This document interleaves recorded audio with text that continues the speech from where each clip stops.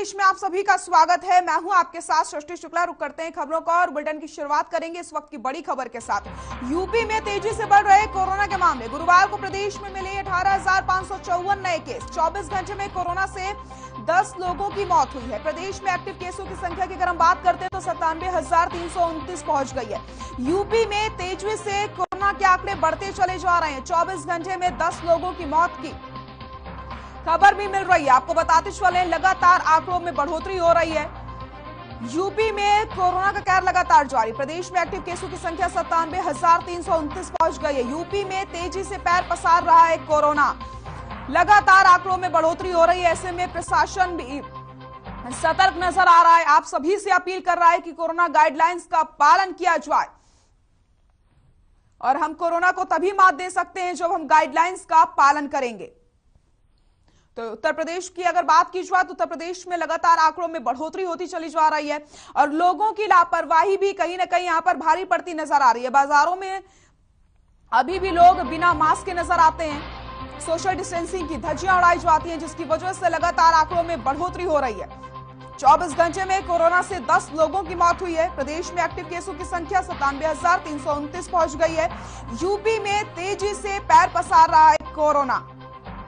तेजी से बढ़ रहे कोरोना के मामले और हर खबर भी आपसे यही अपील कर रहा है कि आप गाइडलाइंस का पालन करें, क्योंकि उत्तर प्रदेश में भी लगातार आंकड़ों में बढ़ोतरी होती चली जा रही है। ऐसे में प्रशासन तो पूरी तरीके से तैयार है, लेकिन आप कितना तैयार हैं?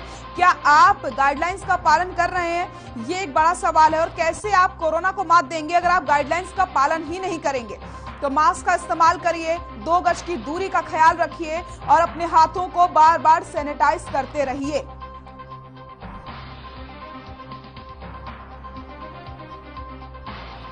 गुरुवार को प्रदेश में मिले 18,554 केस।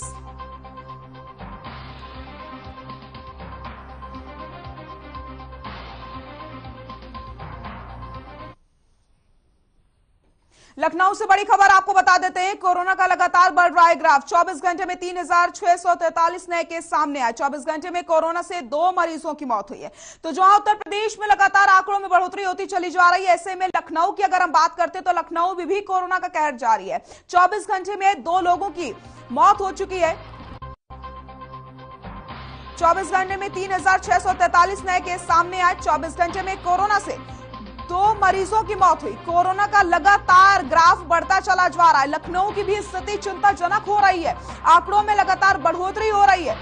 कोरोना का लगातार बढ़ रहा ग्राफ। 24 घंटे में 3,643 नए केस सामने आए हैं।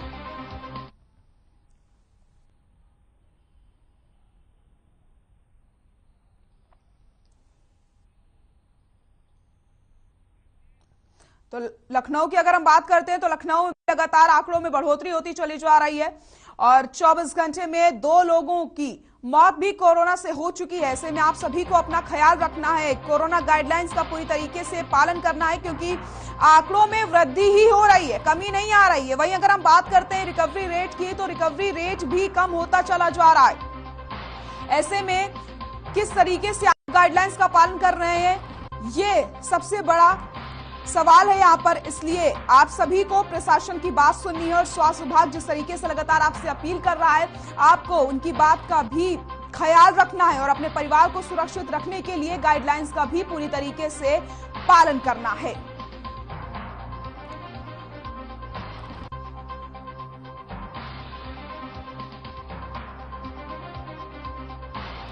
लखनऊ में कोरोना के आंकड़े लगातार बढ़ते चले जा रहे हैं। 24 घंटे में 2 लोगों की मौत की खबर सामने आई है। लखनऊ से इस वक्त की बड़ी खबर आपको बता देते हैं। करहल से चुनाव लड़ेंगे अखिलेश यादव। अखिलेश ने खुद का टिकट फाइनल कर लिया है। मैनपुरी की करहल सीट से चुनाव लड़ने वाले हैं अखिलेश यादव। सपा की सेफ सीटों में करहल सीट की गिनती की जाती है। तो आपको बताते चले अखिलेश यादव करहल सीट से चुनाव लड़ने वाले हैं और अखिलेश यादव ने ट्वीट करते हुए ये जानकारी दी है। लखनऊ से बड़ी खबर बता रहे हैं, अखिलेश ने खुद का टिकट फाइनल कर लिया है। मैनपुरी की करहल सीट से चुनाव लड़ेंगे अखिलेश यादव। सपा की सेफ सीट में करहल सीट की भी गिनती की जाती है। तो आपको बताते चले अखिलेश यादव करहल से चुनाव लड़ने वाले हैं। में हम लोग कर्मचारियों को आर्थिक सुरक्षा प्रदान होती थी।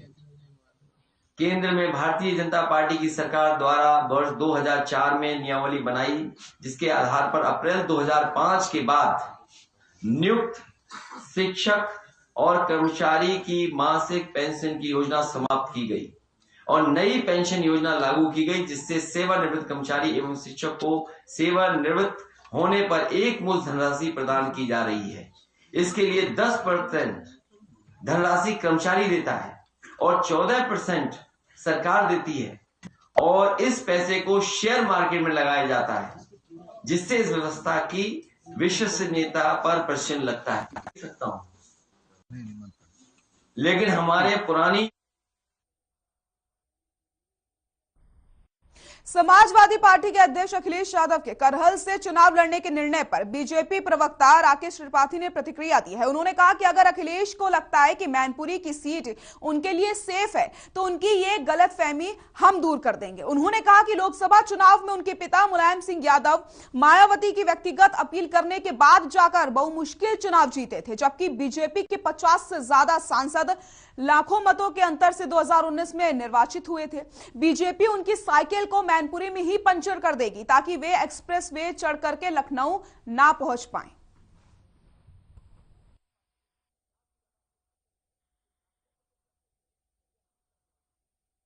लोकतंत्र में भारत का संविधान की आजादी देता है कि कोई भी व्यक्ति कहीं से भी चुनाव लड़ सकता है। अखिलेश यादव जी उत्तर प्रदेश की किसी भी विधानसभा से जहां से वो चुनाव लड़ना चाहे लड़ सकते हैं, लेकिन अगर उनको ये गलतफहमी है कि मैनपुरी उनका गढ़ है जहां उनके पिताजी चुनाव जीत करके आए हैं और वहां से वो चुनाव लड़ करके सेफ है, तो अखिलेश यादव जी को मैं बताना चाहूंगा कि प्रेम सिंह साक्य जब लोकसभा का चुनाव लड़े तो मायावती जी का समर्थन लेना पड़ा। मायावती जी स्वयं गई थी वहां अपील करने के लिए, उसके बावजूद केवल हजारों मतों के अंतर से ही प्रेम सिंह साक्य वहां चुनाव हारे और मुलायम सिंह चुनाव जीत पाए, जबकि भाजपा के 50 से ज्यादा ऐसे सांसद हैं जो लाखों मतों के अंतर से 2019 का चुनाव जीते थे। तो मैनपुरी में भी उनकी हालत पतली है, हम उनकी साइकिल को करहल में ही पंचर कर देंगे, वो एक्सप्रेस वे चढ़ नहीं पाएंगे जिस एक्सप्रेस वे से उनको घर से लखनऊ आने का रास्ता मिलता है। लखनऊ की दूरी करहल से बहुत ज्यादा।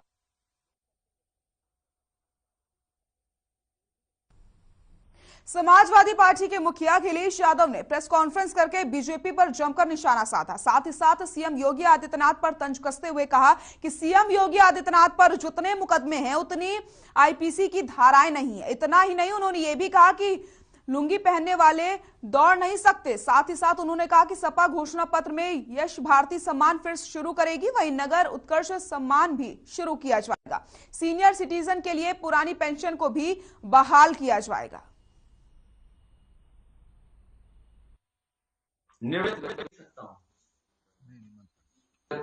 कर्मचारियों को आर्थिक सुरक्षा प्रदान होती थी।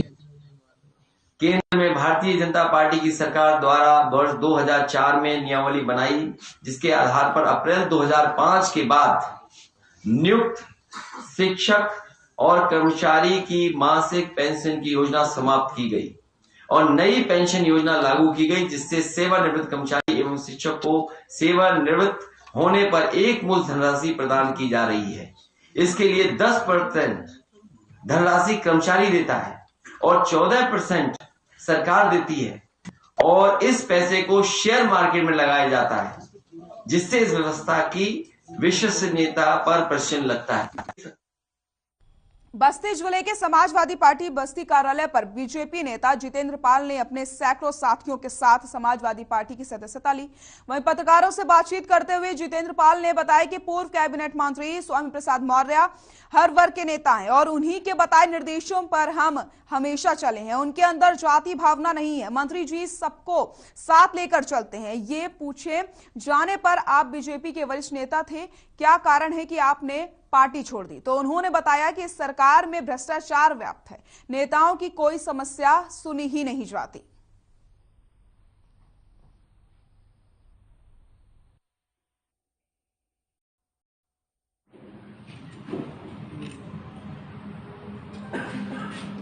आप सब लोग समाजवादी पार्टी को मजबूत करें, अखिलेश यादव जी को मुख्यमंत्री बनाएं। मुझे 5 साल जो है भारतीय जनता पार्टी में मूक बन के रहना पड़ा।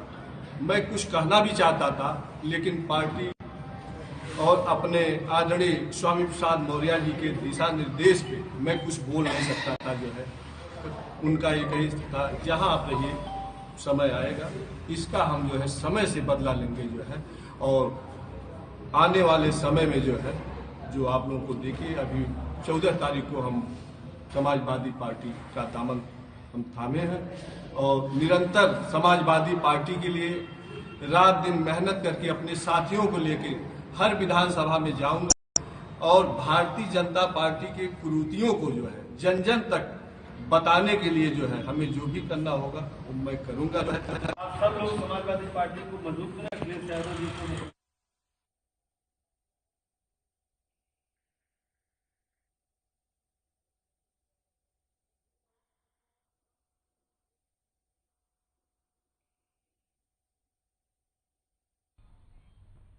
और इस वक्त की बड़ी खबर आपको बता देते हैं, बीजेपी अध्यक्ष का यूपी दौरा। बड़ी खबर आपको हम बता रहे हैं, बीजेपी अध्यक्ष का आज यूपी दौरा। आगरा और बरेली में रहेंगे जेपी नड्डा। कई संगठनात्मक बैठकें भी करने वाले हैं जेपी नड्डा। कार्यकर्ताओं पदाधिकारियों के साथ करेंगे बैठक। सुबह 10 बजे आगरा पहुंचेंगे बीजेपी अध्यक्ष। 10:50 पर 40 विधानसभाओं के पदाधिकारियों के साथ भी बैठक करेंगे। कार्यकर्ताओं पदाधिकारियों के साथ वो करेंगे बैठक। सुबह 10 बजे आगरा पहुंचेंगे जेपी नड्डा। राहुली महादेव मंदिर में पूजा अर्चना करेंगे नड्डा। आगरा और बरेली में रहेंगे जेपी नड्डा। 40 विधानसभाओं के पदाधिकारियों के साथ भी करेंगे बैठक। दोपहर 2:30 बजे बरेली पहुंचेंगे नड्डा। बरेली में डोर टू डोर चुनाव प्रचार भी करेंगे वो। राहुली महादेव मंदिर में पूजा अर्चना करेंगे नड्डा। 40 विधानसभाओं के पदाधिकारियों के साथ करेंगे बैठक। दोपहर 2:30 बजे बरेली पहुंचेंगे नड्डा। 9 विधानसभाओं के प्रमुख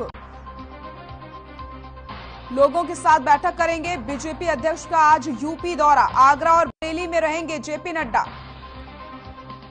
बीजेपी अध्यक्ष जेपी नड्डा आज आगरा और बरेली में रहेंगे। कार्यकर्ताओं पदाधिकारियों के साथ बैठक करेंगे। 10 बजे वो आगरा पहुंचेंगे और 2:30 बजे बरेली पहुंचेंगे। आगरा और बरेली में रहेंगे जेपी नड्डा। कई संगठनात्मक बैठकें भी करेंगे जेपी नड्डा। कार्यकर्ताओं पदाधिकारियों के साथ करेंगे बैठक।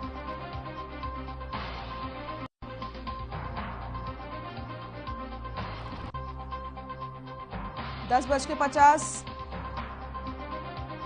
पर आपको बताते चले भी वो एक बैठक करने वाले हैं। दोपहर 2:30 बजे बरेली पहुंचेंगे नड्डा। बरेली में डोर टू डोर चुनाव प्रचार भी वो करने वाले हैं। राहुली महादेव मंदिर में पूजा अर्चना करेंगे बीजेपी अध्यक्ष जेपी नड्डा। 40 विधानसभाओं के पदाधिकारियों के साथ भी करेंगे बैठक।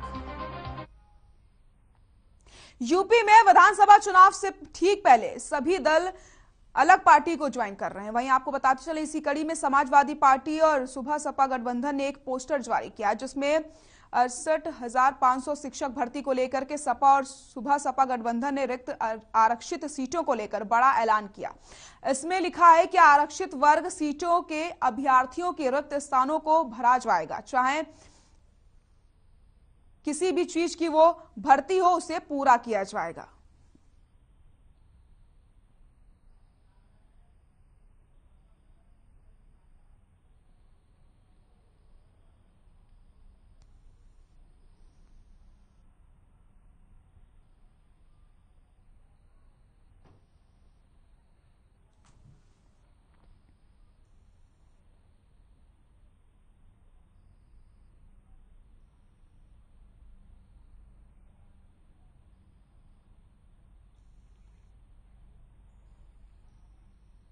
सदर विधानसभा सीट से टिकट न मिलने पर कांग्रेस नेता महराज जहां ने कलेक्ट्रेट में फूट फूट कर वो रोने लगी। महराज जहां ने सदर विधानसभा सीट से टिकट की मांग की थी, जिसके बाद उन्होंने कांग्रेस के टिकट बंटवारे के 40% महिलाओं को टिकट देने के दावे को झूठा करार दिया। आपको बता दें, महराज जहां की जगह कांग्रेस ने सदर विधानसभा सीट से सुबोध शर्मा को अपना प्रत्याशी बनाया है।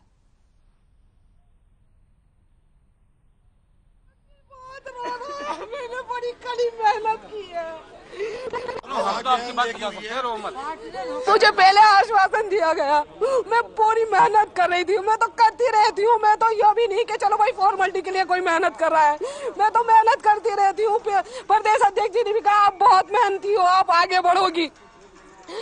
धीरज गुज्जर जी ने भी मेरी मेहनत देखी है, उन्होंने भी कहा कि आप बहुत मेहनती हो बहन जी, आप जो है तैयारी करो, आप आगे बढ़ोगी। और यहाँ हर मैं झंडा और डंडा कांग्रेस का उठाई फिरी, और आप जो है अब जो रिजल्ट आया तो उसमें जो है सुबोध शर्मा जी का इन्होंने टिकट कर दिया। छह प्रत्याशी है, 6 प्रत्याशियों में 40% के हिसाब से 2 महिलाओं का होना चाहिए, लेकिन इन्होंने एक ही महिला उतारी, और वो भी ऐसी महिला उतारी है कि जो कभी कांग्रेस में रही भी नहीं है। नया प्रत्याशी उतारा है कल ही ज्वाइन करी उसने, और उसको प्रत्याशी बनाया। ये बताइए कि हम मेहनत करने वाले की कोई अहमियत नहीं है। मैंने यहाँ तक कुर्बानी दी कि मैंने अपना परिवार तक नहीं बनाया। प्रियंका दीदी आपने तो अपना परिवार भी बनाया है, मैंने तो अपना परिवार भी नहीं बनाया कि मुझे समाज में अपनी पहचान बनानी है, मुझे समाज में नाम करना है, मुझे समाज की सेवा करनी है। मैं कांग्रेस में इसलिए आई थी, मैं कांग्रेस में आगे बढ़ना चाहती थी, कांग्रेस को आगे बढ़ाना।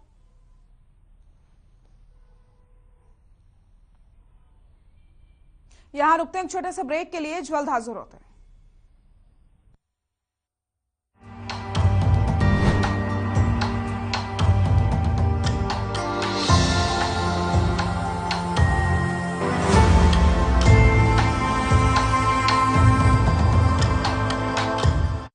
जुबान के लिए उड़ चला गैरों की ज़मीं पर, खुशबू अपने पन की ढूंढता।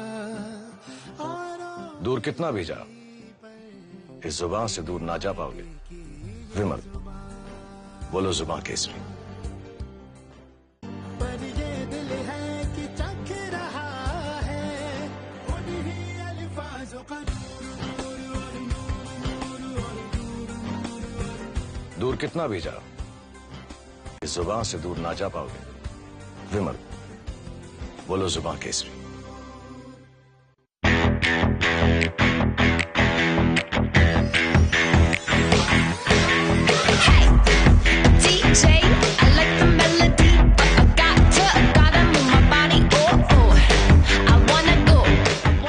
पंजाब है जसप्रीत का ठिकाना, मुंबई है आदर्श का आशियाना, केरल का गोविंदन निवासी, कोलकाता में जन्म है काशी। हर हिंदुस्तानी की शान, ARB बियरिंग्स जोड़े सारा हिंदुस्तान।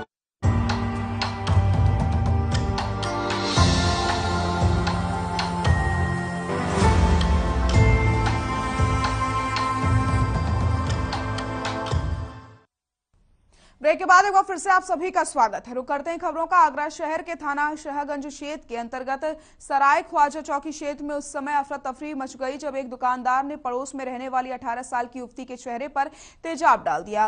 उधर सामान लेने आई युवती के ऊपर दुकानदार ने तेजाब डाल दिया। घायल युवती को इलाज के लिए अस्पताल में भर्ती करवाया गया है। मौके पर पहुंची पुलिस मामले की जांच पड़ताल में जुटे हुई है।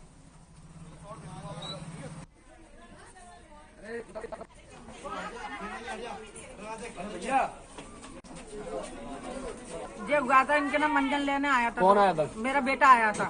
तो उससे कहने लगा कि उधार में नहीं दे रहा, 2 रुपए का मंजन था। मैंने कहा ये शायद तुम दे दो और 2 रुपए का मंजन मैं दूंगी पैसा। तो मेरा लड़के से मैंने उसके बाप की जेब में से 10 का नोट निकाल के दे दिया। इनमें चरांद हो गई। तो फिर कहने लगी कि अभी ना नौकरी क्या साहब तुमसे ना नकद लेंगे ना उधार लेंगे। तो इनका लड़का कहने लगा, हाँ उन्हें गाली दी। इनने नौकरी के ऐसा गाली मत दे, तेरे बाप ने चूड़ी तोड़ी ना पहले तो तू गाली दे रहा। आगे जो हुई कि जब वो सलमान नाचा इतनी चूड़ी की कह दी, सो इनके चारों बेटों ने और इन दोनों ने दबो चिल जाना। हम मेरा बेटा मैं आई ना पर मैंने कही रुबीना पापा उसके पापा से कही मैंने जल्दी आओ सलमान को मार डाला। मेरी बेटी और वो दोनों आए। जब तक तो इन्होंने कही ओए ओए ओए लौंडे छोड़ो, मैंने बीमारी में उठ के चुका है मेरा सामान। आगे जो हुआ कि फिर इन्होंने तेजाब और छुरी फेंका।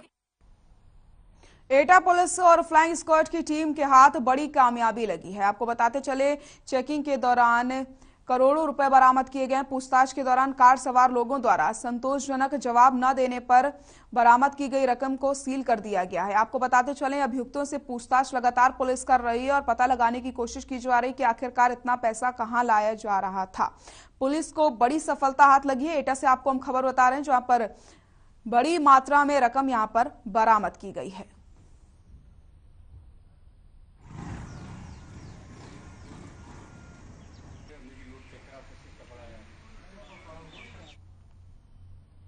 बहराइच जनपद के शराब माफिया गैंग पर बाराबंकी जिला प्रशासन की बड़ी कार्रवाई देखने को मिली। शराब माफिया और उसके सहयोगियों की 2 करोड़ 25 लाख की संपत्ति जब्त की गई। आपको बता दें कि इस गैंग के सदस्यों ने लाइसेंसी दुकान के जरिए मिलावटी शराब बेची थी। मिलावटी शराब पीने से कई लोगों की जान गई थी। बाराबंकी पुलिस ने गैंगस्टर एक्ट के तहत मुकदमा दर्ज किया। पुलिस रिपोर्ट के आधार पर बाराबंकी जिलाधिकारी ने 14 गैंगस्टर एक्ट में जब्तीकरण का आदेश दिया था। बाराबंकी पुलिस के अधिकारियों ने संबंधित जिले के अधिकारियों के साथ मिलकर कार्रवाई करी है।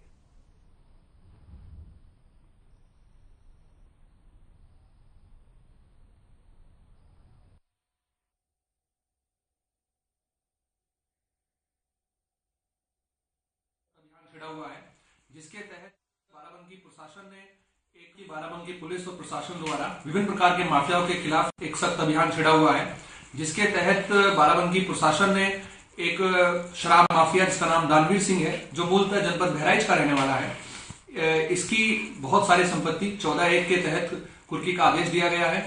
ये माफिया जिसका नाम दानवीर सिंह है, ये मनीष सिंह गैंग का एक एक्टिव सदस्य है। इस गैंग के द्वारा लाइसेंसी दुकान से मिलावटी शराब बेची गई थी, जिसमें कुछ लोगों की जान गई थी और बहुत सारे लोग बीमार हुए थे। पुलिस ने इसमें गैंगस्टर एक्ट में मुकदमा दर्ज किया था और उसी के क्रम में इसकी 14(1) के तहत संपत्ति जब्तीकरण की कार्रवाई की जा रही है। बक्सा थाना क्षेत्र के धौकलगंज सुजिया मऊ गांव में पुलिस ने भारी मात्रा में नकली शराब बरामद की। पुलिस के हाथ 21 पेटी नकली शराब लगी है। नकली शराब की कीमत 1 लाख बताई जा रही है। बक्सा थाने की पुलिस इस मामले में जब दबिश देने गई तो घर में एक पुरुष और महिला मौके से पकड़े गए। आबकारी विभाग ने जब पेटियों का निरीक्षण किया तो पाया कि QR कोड और रैपर नकली लगे हुए हैं और इस मामले में एसपी देहात शैलेंद्र कुमार सिंह ने बताया कि पकड़े गए दोनों लोग रिश्ते में ससुर और बहू हैं।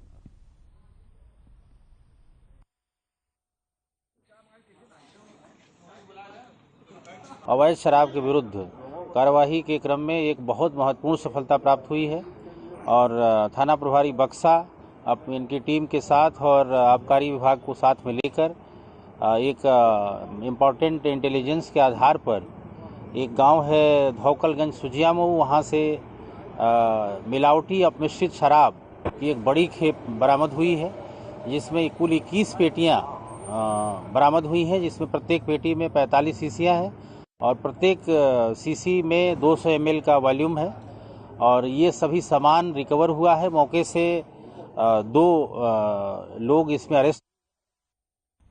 कोरोना के बढ़ते मामलों को देखते हुए लोगों में लापरवाही देखने को मिल रही है। आपको बता दें, वैक्सीन न लगवाने पर सहारनपुर के गांव चकवाली को सील कर दिया गया है। गांव में 450 लोगों ने टीका नहीं लगवाया था। बढ़ते संक्रमण के फैलाव को रोकने के लिए मुख्य रास्ते को बैरिकेडिंग लगा करके सील कर दिया गया। अब कोरोना वैक्सीन के सर्टिफिकेट दिखाकर ही बाहर जाने की अनुमति दी गई है।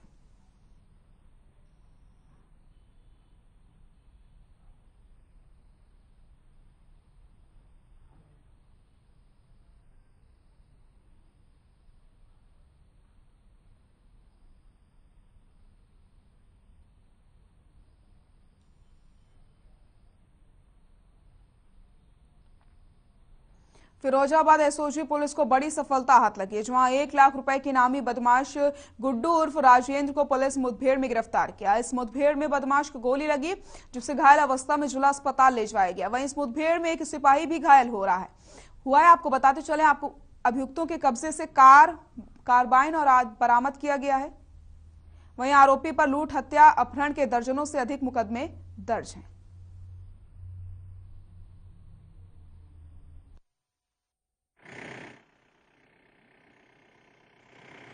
ये एसओजी प्रभारी रवि त्यागी तथा थाना अध्यक्ष रामगढ़ हरविंद मिश्रा की टीम ने एक लाख के इनामिया बदमाश को पकड़ने में सफलता प्राप्त की है।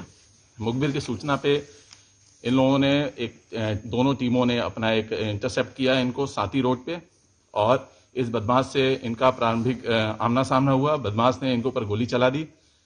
आत्मरक्षार्थ मिनिमम बल इन्होंने भी प्रयोग किया, जिससे बदमाश के निचले हिस्से पे। अपना उत्तर प्रदेश में फिलहाल के लिए इतना ही। नमस्कार।